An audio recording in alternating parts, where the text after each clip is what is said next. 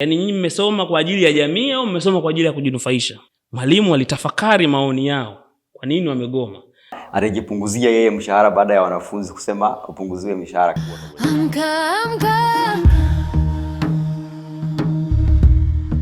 Usiku wa kuita usimama. Naam, karibu sana. Mimi naitwa Dani Kaboma, the icon mwenyewe, lakini hii ni Amka Podcast. Na leo nipo na Anton Severin ambaye yeye ni mwenyekiti wa jumuiya ya wanafunzi wanaosoma sayansi ya siasa kutoka Chuo Kikuu cha Dar es Salaam. Lakini pia nipo na Mshenga Juma. Yeye ni mchambuzi wa masuala ya kijamii, lakini pia amewahi kuwa mwenyekiti wa mtandao wa wanafunzi Tanzania. Karibuni sana na nafurahi pia kuwa na nyinyi hapa. Mnaendeleaje kwanza? Asante, Mungu mwema tunamshukuru. Karibuni sana pia. Karibu sana Mshenga. Asante sana. Okay, leo tunazungumza kuhusiana na harakati vuguvugu za wanafunzi vyuo vikuu. Hali ikoje? Hiyo ndio mada yetu ambayo sisi tuko nayo, na moja kwa moja nianze na Mshenga. Hali ikoje vyuo vikuu kwa kutazama haki na wajibu wa wanafunzi na wanazuoni kwa ujumla wake? Asante. Mimi nashukuru kwanza. Kwa upande wangu ninavyoona kwa sasa hali ya mavuguvugu vyuoni, naona kama kuna kupoa kwa kiwango kikubwa sana, tofauti na ilivyokuwa miaka ya nyuma. Wakati sisi tunasoma, nafikiri tulikuwa tukaona mifano ya waliokuwa kabla yetu, ilikuwa ni tofauti sana. Kama walivyotambulisha hapo, mimi nimekuwa mwenyekiti wa mtandao wa wanafunzi Tanzania mwaka 2018 mpaka 2020. Tulikuwa tunaona namna matatizo ya wanafunzi, ukiukwaji, ubinywaji wa haki za wanafunzi, na namna reactions, namna watu wanavyotaka kutatua matatizo hayo, wanavyopambana. Lakini leo kwa wanafunzi wenyewe ukitazama utaona kuna kupoa au kurudi nyuma sana. Lakini kwa level ya wanazuoni ambao wanaweza kuwa ni wahadhiri, wahadhiri wasaidizi, maprofesa au wanazuoni tu ambao labda wamestaafu au vingine, na yenyewe pia imerudi nyuma sana, tofauti na ilivyokuwa zamani ambapo ilikuwa unategemea kwenye masuala mbalimbali ya kijamii ungeona sauti ya wanafunzi au wanazuoni kwenye mambo hayo kwa kiwango kikubwa, sio kama hivi utafute sana, yani kwa likitokea tu ungeweza kuona. Kwa hiyo mimi kwa hali ilivyo sasa naona kuna kurudi nyuma kwa kiasi kikubwa kwa wanafunzi na wanazuoni. Okay, tupate nafasi pia kukusikiliza Anton Severin. Unadhani hali ikoje? Nashukuru. Nadhani umezungumza kwenye mambo matatu: swala la haki, uwajibikaji, wajibu wenyewe, lakini kwa kuwazungumzia wanafunzi wenyewe na wanazuoni kwa ujumla. Swala la haki halitawahi kukoma kamwe kwa mwanadamu yeyote, na haki huwa inahitajika kulingana na mazingira. Lakini kwa swala la wajibu, manake ni kinyume cha haki. Mtu yeyote ambaye anadai wajibu, cha kwanza lazima anadai haki atimize wajibu wake. Lakini ukizungumza hali ipoje kwa sasa, hamna namna nyingine yoyote ambayo tunaweza tukazungumza kwamba mambo kama haya yamepungua ukilinganisha na historia za zamani. Mzungumzaji wa kwanza ameanza kwa kuzungumzia kuhusu wanazuoni wenyewe. Na ni kweli nimewahi kukutana na baadhi ya watu ambao kidogo walikuwa vyema kwenye udaiji wa haki miaka ya nyuma. Wanadai shauku yao tu haikuwa wao wenyewe, bali ilikuwa ni kwa wanazuoni ambao waliwakuta kwa wakati ule. Kuna mazingira ambayo yalikuwa yametengenezwa, mimi ninapojiunga na chuo ninakuta tayari kuna maandalizi ambao wanazuoni wameandaa, mimi yananishawishi kuanza kujiunga na kupambania haki. Lakini kwa sasa imekuwa tofauti, majukwaa hayo yamekuwa ni machache na wakati mwingine hayapo. Na hata kama yapo hayako huru. Kwa hiyo yanamnyima nguvu mwanafunzi anayejiunga na chuo kuwa kwenye hayo maeneo ya upambaniaji wa haki na hasa katika utimizaji wa wajibu. Na mwisho wa siku tunabaki kwenye kutimiza yale malengo mama yaliyotuleta, hasa kuhitimu na kupata elimu yako na kuwa nje ya yale ambayo yalihitaji tuyadai tuko kwenye masomo. Kabla hujaenda mbali Severin, umesema hayo majukwaa sasa hivi hayapo. Unadhani kwa nini hayapo? Lakini pia wewe pia ni mwenyekiti pia wa wanafunzi hawa ambao wanasomea sayansi ya siasa.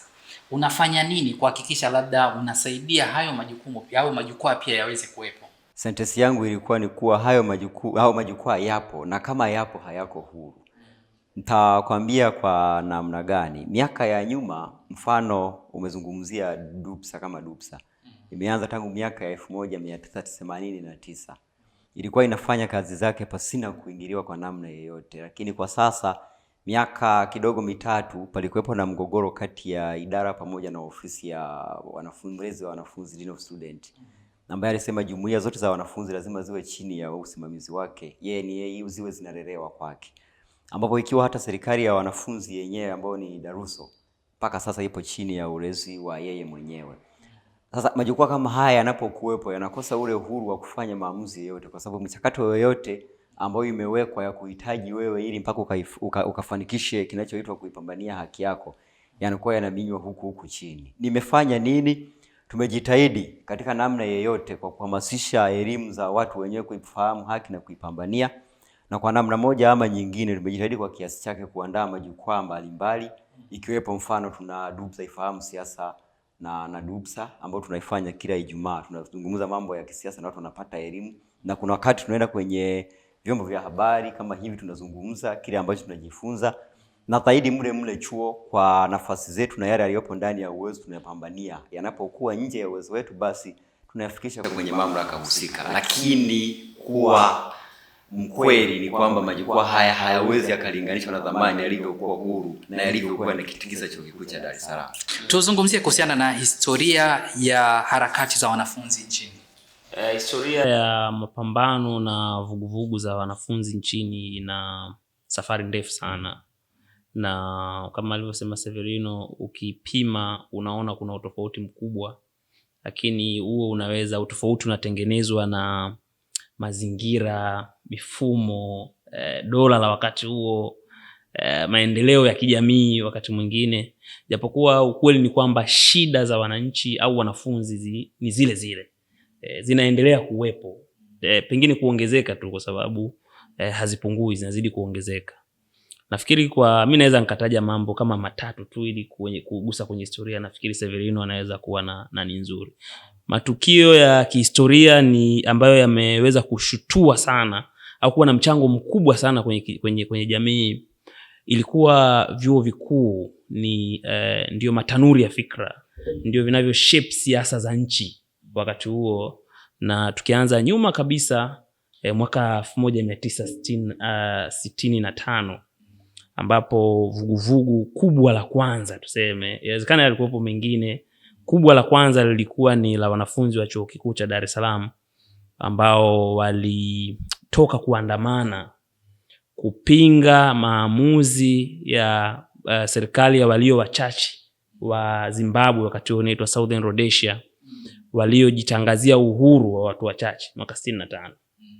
Wananchi wakiwepo kina Mwambe aitwa Mpogoro, kuna jina fulani ambaye aliwahi kuwa katibu mkuu kiongozi, lakini Jaji Joseph Warioba huyu, na wanafunzi wengine ambao kwa kweli waliingia barabarani na kuhamasisha watu wengine kwa ajili ya kwenda kupaza sauti zao kupinga serikali ya wachache wageni kujitangazia uhuru kwa wananchi wa Zimbabwe. Hiyo nimeitaja kama sehemu ya muhimu kuonesha kwamba vyuo vikuu vilikuwa vinaweza kushape siasa ya nchi na hata siasa ya kimataifa ambayo nchi yake inashiriki.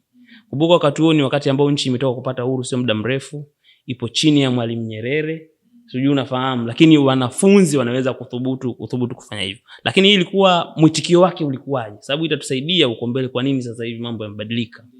Baada ya kufanya lile vuguvugu, baadaye wale vijana waliitwa Ikulu na Mwalimu Nyerere, na nafikiri ilikuwa ni kuitikia wito wa kumbuka Rhodesia, ilionekana kwamba wamefanya utovu wa nidhamu. Kwa hiyo wakatakiwa kwenda kuomba radhi kwamba mmeenda kufanya vurugu kwenye ubalozi wakati huo manake wa Uingereza. Kwa kweli hawakuomba radhi. Yule kijana akasema kwamba mimi sijaelewa, kwa sababu mwalimu alibidi awafafanulie kwamba hamkuitwa hapa kuadhibiwa kwa sababu ya kupinga maamuzi ya ule uhuru wa watu wachache, lakini mlienda kufanya vurugu kwenye ubalozi. Kwa hiyo inaichafua nchi yetu. Kwa hiyo nyinyi kubusara mnatakiwa kuomba radhi kwa kitendo hicho. Lakini wanafunzi walikataa kuomba radhi, na mwalimu aliamrisha pale wakashapwa bakora wale kwa sababu hiyo. Lakini matokeo yake siasa ya nchi, mwalimu alipokea yale maoni ya wale wananchi, ya wale wanafunzi, na akafanyia kazi. na baada ya mawasiliano na serikali ya Uingereza kuona hayafanyiwi kazi, Tanzania hii ilisitisha mahusiano yake na Uingereza. Kwa hiyo wanafunzi wa vyuo unaona wanaweza kusababisha nchi kukata mawasiliano ya kidiplomasia na nchi iliyokuwa koloni lake hata miaka 10 haijapita. Kwa hiyo nilikuwa nataka kuonesha kwamba namna gani wanafunzi walikuwa na nguvu, lakini na utawala ulipokeaje maamuzi ya wanafunzi. Kwa haraka ya pili ni yale maandamano ya mwaka 66, mwaka mmoja tu baadaye, ambapo serikali ilitangaza programu ya JKT ya lazima, kwamba ukimaliza chuo kikuu unabidi uende JKT. Na kwa hiyo wanafunzi wale wakaona sisi tukimaliza tutaka tukaajiriwe bwana, wakina Samuel Sita na wenzake, tutaka tukaajiriwe, sasa tena tutoke hapa tuende JKT, haiwezekani. Na tukienda JKT wakiajiriwa wangepata pesa nyingi, wakienda JKT walikuwa wanalipwa pesa kidogo, kwa sababu sio malipo, ni kujitolea kwa ajili ya taifa. Sasa wakasema kwamba haiwezekani, sisi hatuwezi kwenda JKT alafu tulipwe kidogo wakati serikali inajilipa mishahara makubwa. Rais una mshahara mkubwa, mawaziri, wabunge, alafu sisi tumemaliza shule baada ya kwenda kutafuta kwa ukawa mgogoro mkubwa, na wanafunzi waliandamana kutoka chuo kikuu cha Dar es Salaam kwenda Ikulu kupinga jambo hili. Kwa hiyo unaona wanafunzi wanavyoandamana, wanavyofika Ikulu, mwalimu alikasirika sana. Akawaambia mnakataa kwenda JKT, mnataka kujinufaisha. Yaani mnataka malipo makubwa. Yaani nyinyi mmesoma kwa ajili ya jamii au mmesoma kwa ajili ya kujinufaisha? Kwa tukio lile liliibua hasira kubwa sana, lakini na wanafunzi nao walisema maneno makali mbele ya rais wa nchi. Moja ya jambo ambalo alisema Samuel Sita, alimwambia bora hata wakati wa ukoloni kuliko wakati wako. Jambo ambalo lilimpa hasira sana Mwalimu Nyerere, na akawafukuza wale walifukuzwa, wakapakiwa kwenye makarandinga, wakafukuzwa kabisa vyuoni kwa muda mrefu, lakini baadaye wengine walirudishwa. Lakini nini kilitokea baada ya tukio hilo? Maana hii ni muhimu sana. Baada ya wanafunzi kuwa wamegoma, mwalimu alitafakari maoni yao. Kwa nini wamegoma? Japokuwa jambo la JKT lilikuwa sasa ni lazima, hakurudi nyuma mwalimu kwenye eneo hilo. Kwa ikawa ni programu ya lazima kutoka pale, wanafunzi waliofuata walikuwa ni lazima waende JKT, ambao ni msingi mzuri na muhimu kwa taifa letu. Lakini ya pili, mwalimu aliona kwamba wao wamelalamika kwamba viongozi wana mishahara mikubwa. Kwa hiyo pamoja na kwamba walitumia njia ambayo yeye wakati huo aliona si nzuri, lakini alichukua maoni yao, akapunguza mishahara yao. Kwa yeye mwalimu mwenyewe alikuwa shilingi 4,000 nafikiri, sio 400 au 1,000 wakati huo, akapunguza mshahara wake yeye kama rais, na akapunguza kwa 200% kwa watumishi na mawaziri wengine. Lakini pia inasemwa kwamba sisi tunaofuatilia Azimio la Arusha kwamba ile ilikuwa ni moja ya kitu kilichowasha kuzaliwa kwa Azimio, kutangazwa kwa Azimio la Arusha, kwa sababu hiyo ilikuwa ni mwaka 66, mwezi kama Oktoba, mwezi Februari mwalimu alitangaza Azimio la Arusha. Kwa hiyo unaona namna gani wanafunzi walikuwa wakiraise mambo yao, wanakutana na brutality ya kidola, lakini mawazo yao yalikuwa yakifanywa. Kwa hiyo mtu hata akisema mimi najitoa kwa ajili ya kupambania jambo fulani, anajua naweza nikakumbwa na madhila, lakini ninalolipambania litapata suluhu yake. Mimi nafikiri kwa sasa nitoe mifano miwili, mingine atatoa ndugu Severin. Nashukuru, ni historia ambayo inavutia. Nikiwa namsikiliza mzungumzaji nikawa ninatamani niendelee kuisikiliza vizuri na wengine pia waisikilize, kwa sababu ni historia ambayo kwa kweli inafurahisha. Ameishia ule mwaka ambao walikataa maadhimio hayo na ameongea vizuri kabisa. Lakini pia hata Dr. Sabato Nyamsenda aliandika chapisho la Azimio la Arusha. Kwenye utangulizi wake aliandika hiyo statement na akasema ilikuwa ni moja ya mambo ambayo yalipush, kwa sababu pia jamii yenyewe ilikuwa inasikiliza isikie nini wanazuoni wanasema. Lakini ilienda kidogo tu mbele, 1971 pia yalitokea maandamano makubwa ambao nayo yalifanyika chini ya serikali ya wanafunzi, ambapo rais aliandaa maandamano hayo na yakafanyika. Alikuwa na sababu mbili. Sababu ya kwanza, alikataa kuendeshwa kwa mahafali kwa lugha ya Kiswahili. Lakini na sababu ya pili, kuna kada wa CCM ambaye aliteuliwa kuwa kama makamu wa chuo kikuu cha Dar es Salaam. Kwa sababu hizo mbili wakaingia barabarani kupinga maazimisho hayo, ambapo hapo ilipelekea yeye mwenyewe kufukuzwa shuleni na baadhi ya watu ambao waliandamana pamoja naye. Lakini uzuri ni kwamba kuna baadhi ya taratibu ambazo walikuwa wanazifuatilia na ikionekana hawana makosa walikuwa wanarudi shuleni. Lakini mbele kidogo 78 pia yalitokea maandamano makubwa ambayo yalisababishwa pia na kuongezeka kwa mishahara na posho kwa watumishi wa kiserikali. Ambapo na baada ya kuandamana watu au wanafunzi, matokeo yake hayakuwa sawa na ambavyo yalifanyika kwa Mwalimu Nyerere. Tumesema alijipunguzia yeye mshahara baada ya wanafunzi kusema upunguziwe mishahara, akajipunguzia yeye na pamoja na watu wengine 200 kama alivyozungumza. Lakini kwa hapo haikuwa hivyo. Kilichotokea kwa wakati huo, serikali ya wanafunzi ilikuwa inaitwa DUSO, yani ni Dar es Salaam Union Student Organization, ilifutwa. Na baada ya kufutwa, kwa wakati ambao ilikuwa imefutwa, ilikuwepo kamati ya vijana 5 ndo iliteuliwa na kuongoza serikali ya wanafunzi kwa wakati huo, kwa wakati ambao mpaka baadaye tena ilikuja kurudi. Lakini pia ukienda mbali zaidi, historia ambayo naikumbuka na inavutia ilianzia miaka ya 1900 pale katikati, ambapo 92 rasmi ndo pia watu waliingia barabarani, na ni serikali ya wanafunzi. Hoja kuu ilikuwa ni kupinga hoja ya serikali kusema kuwa haina rasilimali za kutosha kuendesha elimu bure. Kwa maana hiyo sasa, jamii, familia na wanafunzi nao wawe na asilimia kadhaa za kuchangia katika elimu, ambapo kwa wakati huo walikuwa wanaita ni cost sharing. Wakakataa kwa sababu awali ilikuwa ni elimu ya bure. Lakini bado haikusaidia. Baadhi ya wanafunzi walisotiwa na wakatolewa kama kafara kwamba wamechochea vurugu, wakawa wameondolewa. Lakini ilisaidia kiasi chake, kwa sababu kipindi hicho kuna bodi ambayo ilitengenezwa ikasema itaandaa ruzuku ndogo kwa ajili ya kusaidia, tofauti na ambavyo ilitangazwa. Lakini haikuwa hivyo. Mbele kidogo tena 94 yakajirudia, wakaingia barabarani kuandamana. Imeenda sio tu kwa miaka ya zamani, tunaweza tukasema kwamba labda imetokea miaka ya zamani afu hapa karibuni haikuwepo. Hapana.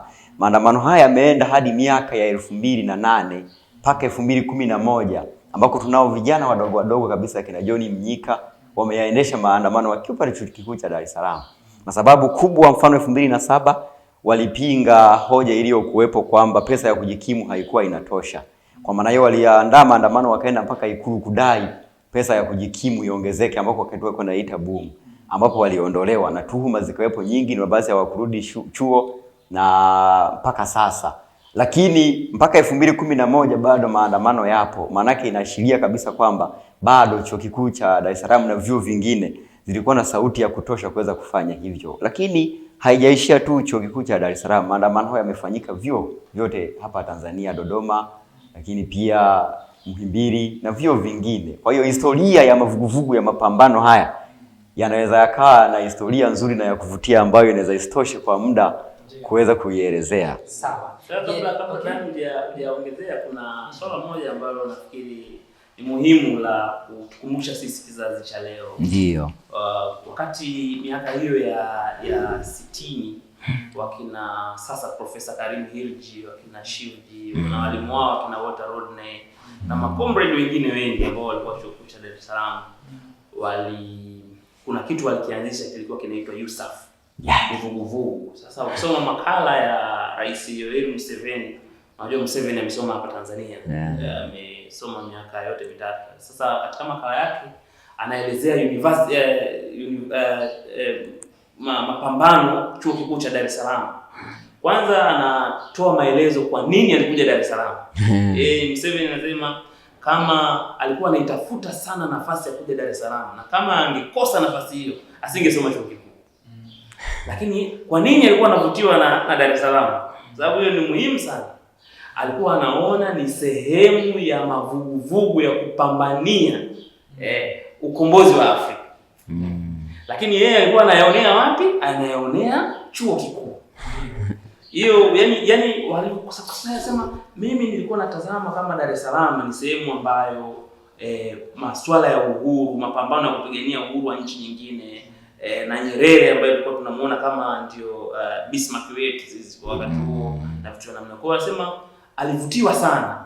Lakini hata alivyokuja na yeye, sababu na yeye nayo ni muhimu sana, hata alivyokuja sio kama alikuta mambo kama alivyofikiria. Kulikuwa na uchawi tunaozungumza leo, ulikuwepo wakati huo. Anasema yeye kwenye andiko lake ile la Cheche, kitabu cha Cheche, anasema sikudhani kama TANU inaweza kuwa ni opportunist organ, yani kitu cha vijana wa TANU Youth League kama kingekuwa ni chombo cha kusaka fursa.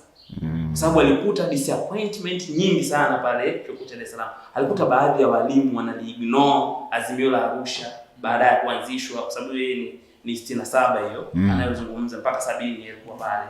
Lakini alikuta, anasema kwa siku walienda sehemu kwenye sherehe, mtu akawa analizungumza vibaya Azimio, akashangaa kuona baadhi ya watu wana take note ya mazungumzo. Sema ni kitu kilichomshangaza. Lakini sasa baada ya kuona hiyo, alifanya nini chuo kikuu? Ndio hiyo nasema cha muhimu ambacho cha kujikumbusha ni kwamba walianzisha vuguvugu la mapambano ambao waliita USAF, University Student Revolutionary Front, African Front. Kwa hiyo ambayo hiyo ilikuwa ni walianza kama study group, lakini baadaye wakaligeuza vuguvugu. Walikuwa wanafunzi wa vyuo vikuu wakimuita Mwalimu Nyerere, rais wa nchi, kwenda kujadiliana naye mambo mbalimbali, wakimkosoa. Mwalimu alikuwa akienda sana chuo cha Dar es Salaam. Lakini ni kwa sababu gani? Mavuguvugu ya wananchi ambayo walikuwa wakiyafanya kwamba tutafanya nini ili Afrika, sio tu kuangalia Dar es Salaam, sio tu kuangalia mkoa uliotoka, kuangalia Afrika kwa namna gani inaweza kujikomboa. Kwa hiyo nilikuwa nataka nikumbushe na eneo hilo kwenye historia. Sawa. Severin. Sasa hivi hali ni shwari, vyuo vikuu kila kitu kiko bia wanasema. Swali hili lina pande mbili. Upande wa kwanza ni vizuri mavuguvugu haya, ikiwa short and clear, kuko sawa ama kuko sawa, afu tuelezee. Na hakuko sawa. Nitakwambia kwa nini. Kuna sababu mbili. Upande wa kwanza ni kuko sawa kama tunasoma pasina na migogoro wala vurugu za aina yoyote, na endapo mahitaji yetu yakawa yanatatulika. Hakuko sawa kama bado matatizo hayashughulikiwi na bado changamoto hizo zipo. Kwa hiyo nikisema hakuko sawa, nitakurudisha nyuma. Kilichokuwa kinapambaniwa awali na sababu zilizokuwa kama chachu ya mavuguvugu zamani, ndo bado changamoto hizo bado ziko pale pale. Mfano, kutokuwepo na pesa ya kutosha kujikimu bado imekuwa ni changamoto kubwa inayofanya wanafunzi wengi wanalalamika. Lakini bado kuna matatizo mengine yanaongezeka, kama mzungumzaji alivyosema. Zamani watu walikuwa kwamba hapakuwa na tuhuma za kutokuruhusiwa kuingia kufanya mtihani kama hauna valid ID, yani kile kitambulisho halali, lakini sasa zimekuwepo. Lakini pia zilikuwepo sababu nyingi kama mazingira hafifu ya usomaji bado yapo, na kuna baadhi ya walimu wanakiri kwa kusema madarasa ambao waliyasomea wao 1980 na ndo bado sasa hivi yapo. Na kuna baadhi ya system charge ambazo walikuwa wanatumia wao mpaka sasa zimeharibika na zipo. Kuna feni ambazo hazitumiki, ambazo zilikuwa ni sababu za watu waliokuwa zinawafanya waingie barabarani na kuhamasisha chuo kifanye kutengeneza mazingira mazuri. Kwa hiyo nikisema kunyamaza kuna maanisha mazingira ni salama, huko ni kama kutokusema ukweli, kwa sababu kimya tu hautoshi kusema mazingira yako salama, bali pia unaweza kuwa ni ukimya kutokana na hofu iliyotengenezwa kwenye jamii, kutokana na kuzungumza sana, kutokuwepo kwa mabadiliko na mabadiliko kwa ujumla ya mazingira yaliyofanya wanafunzi waone sasa hamna haja nyingine tofauti na kukaa kimya, lakini haimaanishi mambo yako sawa. Sawa. Mshenga, naomba utusaidie. Unadhani kwa nini sasa hivi kumekuwa na ukimya wa wanafunzi kuhusiana na masuala ya haki zao kwa ujumla? Nafikiri kwanza ukimya haupo sababu ukandamizaji huwa mara nyingine lazima mtu atareact kwenye ukandamizaji. Tunaweza kuona ukimya kwa sababu ya tukitaka kulinganisha kwamba ilivyokuwa zamani. Ndio maana hata sasa ukitaja maandamano tafsiri ya mtu ni kushtuka sana. Mtu kwa ananiambia anasema ukitaja mambo ya mapinduzi sasa hivi watu wanashtuka, lakini kuna chama cha mapinduzi. Kwa nini wanashtuka? Wanashtuka kwa sababu tafsiri kwanza ya watawala juu ya maandamano imekuwa tofauti. Lakini pia mazingira ya waandamanaji ya sasa na ule kuzuiwa maandamano kumefanya watu wakiandamana wasi behave kama ambavyo ilitakiwa kuwepo, kwa sababu ni mtu kitu anakutana nacho. Kwa wanaona kuandamana ni kama pengine kufanya na fujo, kufanya na vitu vingine. Lakini kimsingi maandamano ambayo yalikuwa yanazungumzwa ya wasomi yalikuwa yanalenga sababu maalum, na huo wanapeleka ujumbe wao moja kwa moja, na ndio maana hakukuwa na shida hiyo. Sasa tukirudi kwenye swali lako, sababu zipo nyingi ambazo nafikiri mtu ambaye yuko chuoni sasa hivi anaweza kuwa na majibu mazuri. Mimi naweza kutaja sababu moja. Sababu moja kubwa ni hofu zinazotokana na watawala na jamii zinazotuzunguka. Kwanza zamani ilikuwa watawala, kama tulivyotoa kwenye historia, walikuwa wanasikiliza yale madai ya wanafunzi wa vyuo vikuu. Kwa hiyo wanafunzi walikuwa wanaona likitokea jambo ni kujiorganize kulizungumzia, na kwa kufanya hivyo watawala watashtuka na kufanyia kazi mambo yao. Kwa hiyo hakukuwa na hofu za mwanafunzi akifanya hivyo anaweza labda kudhurika. Unaweza kupata ajali za kimapambano kama kusimamishwa kwenye masomo, kufukuzwa masomo, ambayo ni ajali katika mapambano, lakini lengo unalolipigania utalikuta. Sasa imekuja kuwa ukimya kwa sababu sasa hivi kwanza ukiandamana reaction ya watawala ni tofauti. Kwanza watatoa kile unachokipambania, watakiweka pembeni, wataanza kushughulika na wewe na kukupa majina wanayohitaji wao kwa wakati huo. Kwa mtu anaona inawezekana nina lengo zuri ninalotaka kulipambania. Kwa mfano hawa vijana sasa hivi wanacheleweshewa mikopo. Na hata hivyo wenyewe hawataki mikopo. Wanataka elimu iwe bure, kwa sababu wanakopeshwa nini? Wapewe mahitaji ili waweze kumudu elimu. Wataka kuondoka shuleni, lakini sasa wanashindwa kutoka, kwa sababu ukitoka tayari utaitwa, hayo maandamano yataitwa vurugu. Mimi mama yangu aliniambia, unaenda chuo kikuu, lakini kama mtaandamana huko hakikisha uonekani ITV. Kwa maana ukionekana kwenye video, wakati huo nimetaja tu chombo kama nani, lakini ukionekana kwenye video, sababu unakuwa spotted kama wewe ulikuwa kwenye maandamano, kwa hiyo wanaoshughulikiwa ni pamoja na wewe. Na hivyo ananitengenezea hofu kiasi fulani, unaona hiyo, kwamba hakikisha hurudi. Yaani ilikuwa inaonekana ukija ukifanya hayo mambo unaweza kurudi nyumbani, na kwa hiyo ukirudi nyumbani, kwa sababu hiyo haupokelewi kama hero, kama mtu ambaye umetoka kupambania.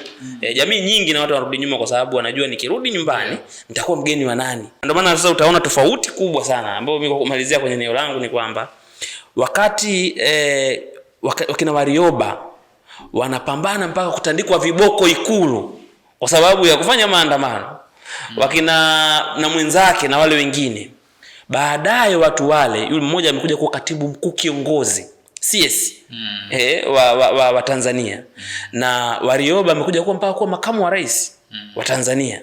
Sijui japokuwa walionekana wana hizo rekodi za kimapambano za mavuguvugu. Leo hii ukionekana kwenye maandamano unaweza kuwa hata mwenyekiti wa serikali ya mtaa. Nafikiri hilo ndio jambo ambalo linawapa watu hofu kuhusu future yao, jamii yao na hivyo, lakini na mtazamo wenyewe wa kidola dhidi ya watu wanaorise kwenye masuala mbalimbali ya kijamii na masuala ya haki zao. Kumekuwa na mtazamo ambao kwa kweli sio sawa sawa. Okay. Severin, niambie nini maoni yako kuhusiana na TAHLISO? Tumekuwa tukishuhudia wakijitokeza kuzungumzia masuala mbalimbali ya kitaifa. Nini maoni yako kuhusiana na TAHLISO? Mwaka 2000 ukirudi kwenye historia ndio mwaka ambao TAHLISO ilianza kuonekana kama kivuli kwenye moja ya majukwaa mengi ya wanafunzi vyuoni kwa sehemu ya kuzungumza na kutatuliwa mahitaji yao. Ambapo mpaka kufika 2004 ndipo waliamua rasmi sasa kuanzisha hiyo jumuiya ya wanafunzi wote kwa ujumla kwamba itakuwa inawasemea. Kwa lengo mama la TAHLISO ilikuwa ni kwa ajili ya kuzungumza changamoto za wanafunzi walioko mavyuoni. Maanake kama kwa sasa umesema wanazungumzia mambo ya kitaifa na sio ya wanafunzi tena, maanake wametoka kwenye lengo mama. Japo kuzungumza mambo ya kitaifa bado ni jambo zuri. Mfano, ukimkoti rais wa TAHLISO kwa sasa, ndugu Kiriba, asilimia kubwa amekuwa, au tuseme TAHLISO imekuwa ikitumika zaidi kisiasa kuliko ule mlengo mama wa TAHLISO yenyewe. Mfano, kuna ile kampeni ilikuwa inaitwa Mama Tumsemee na imefanyika chini yake. Sasa ukifanya hivyo Mama Tumsemee inakuwa ina maswali mengi sana, lakini pia zimekuwepo statement nyingi sana ambazo amezisema. Kuna wakati aliwahi kusema kumtukana rais, yeye alikuwa anatumia kumtukana mama ni kama kumtukana Mungu. Sasa statement kama hizo zimekuwa zikitumika mara nyingi sana, lakini ukiingia deep zaidi unakuja kuambiwa kwamba kwenye kanuni za mtu ambaye anapaswa agombee kuna moja inasema kwanza siwe na mlongo wote wa kisiasa au wa kivyama.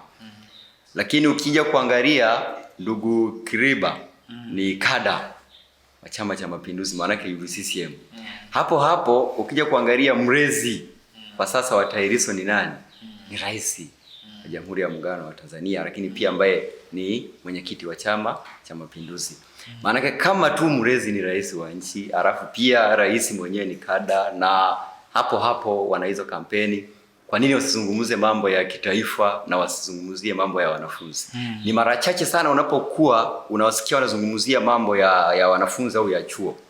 Na wanapoyazungumza hawayazungumzi kwa kuyakasirikia kwamba yanaumiza, bali wanayazungumza in soft kwa ombi, kitu ambacho ni tofauti sana na TAHLISO.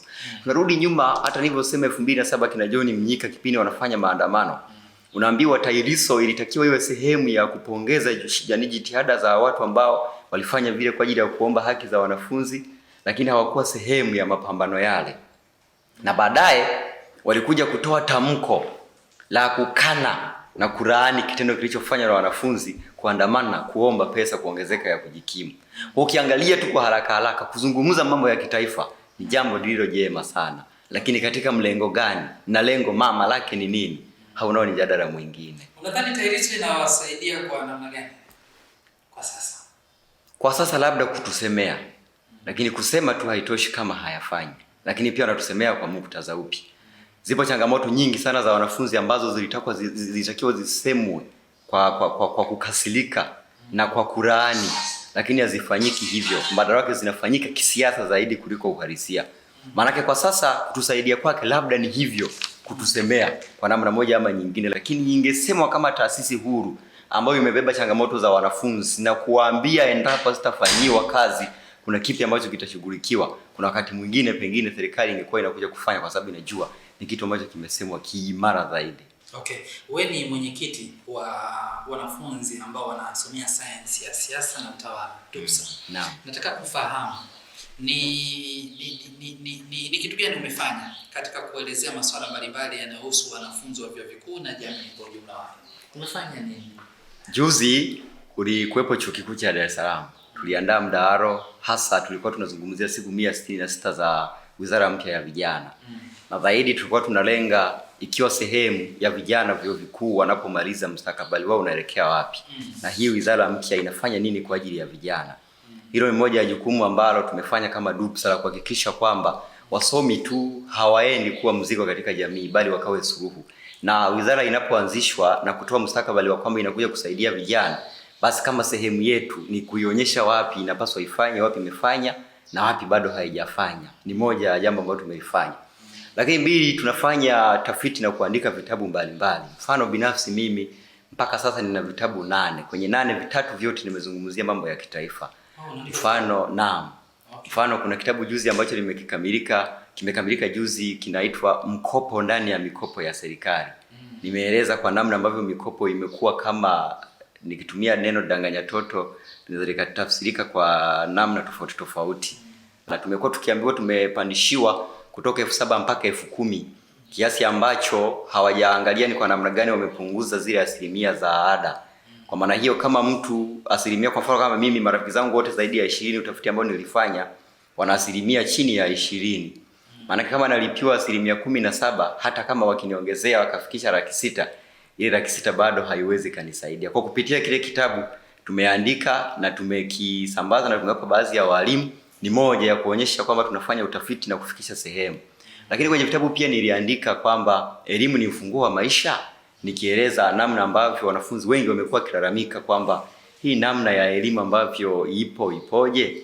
Na kwenye jarida niliweka taswira ya mwanafunzi ambaye amehitimu chuo, alafu amebeba ufunguo mkubwa ambao anaujaribishia kwenye mlango, lakini mlango ule unaonekana ule ufunguo alionao ni mkubwa kuliko ule ufunguo ile sehemu ya kuweka ufunguo iliyopo. Na inaonekana sehemu ambapo alitakiwa aweke ule ufunguo ni sehemu ambapo pametoboka na palikuwepo na kitasa, na kitasa kile kimedondoka, kwa taswira ya kwamba kumbe kama elimu ni ufunguo wa maisha, basi ufunguo tulionao hauji kufungua mlango wa maisha uliopo, bali mlango wa maisha ambao itakiwa uwe nao, kuna elimu nyingine ambayo inatakiwa uwe nayo. Ndio maana tukimaliza tunaambiwa hatuna ujuzi wa kutosha kutusaidia kutafuta au kuweza kujiingizia kipato. Kwa kupitia tafiti hizo tunaandika na kuwapo wengine, akina Gitzo Kitomari kuna Emir, ni moja watu mashuhuri ambao wanafanya tafiti, tunaandika afu tunafikisha sehemu husika. Kwa uchache hivyo, pamoja na kuzungumza kwenye vyombo vya habari, tunaenda ITV, tunaenda TBC, kama Duksa, tunazungumza mambo yanayohusu wanafunzi kwa kiasi chake. Inatufanya na sisi warau tuseme tunafanya kwa ajili ya wanafunzi au kwa ajili ya taifa. Nini kifanyike katika kuibua na kuunganisha sauti za wanafunzi nchini? Sawa. Katika hilo mimi naona nchi ambayo haina sauti za wanafunzi zipo chini, sauti za wanazuoni zipo chini, hazisikiki kwenye mambo yanayowahusu wao wenyewe kama wanafunzi na wanazuoni, na hazisikiki kwenye jamii. Nchi hiyo basi ni nchi ambayo inaelekea kwenye kaburi lake. Kwa hivyo ni muhimu sana kwa kila namna kwa taasisi hizi kuwa na uhuru na uwezo wa kushughulika na masuala yake na masuala ya kijamii, na kwa njia mbili. Njia ya kwanza, dola timamu linapaswa kutambua kwamba uhai wa nchi ni wanazuoni wake, uhai wa nchi ni vyuo vikuu, uhai wa nchi, kwa sababu ndio kunapozalishwa mawazo, ndio kunapozalishwa fikra za kutatua matatizo ya kijamii. Tunavyoona nchi nyingine leo zinazoweza kupambana dhidi ya mifumo kutoka nje ni kwa sababu wamewekeza nguvu zao kubwa na kuheshimu wanataaluma na wanafunzi katika vyuo vikuu. Ndio hao wanatoa masuluhu ya kijamii.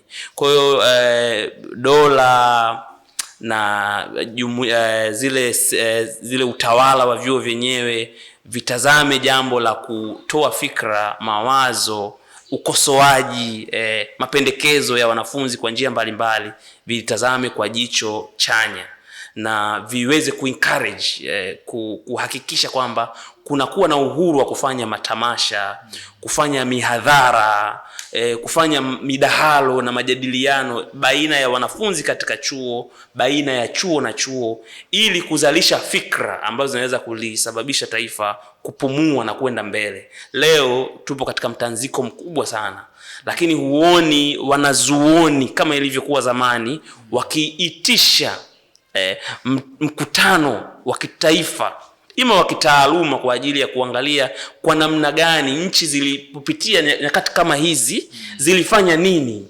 Wapo wanazuoni ambao wameona, sababu dunia hii si mpya, dunia ina zaidi ya karne nyingi sana. Kwa hiyo mambo mengi yaliwahi kutokea. Kwa hiyo wanazuoni wangeweza kutupa nitoke vipi kwa lugha ya leo ninayosema.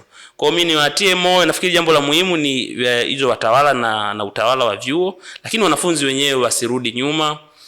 Kwenye mapambano haya hakuna kupotea.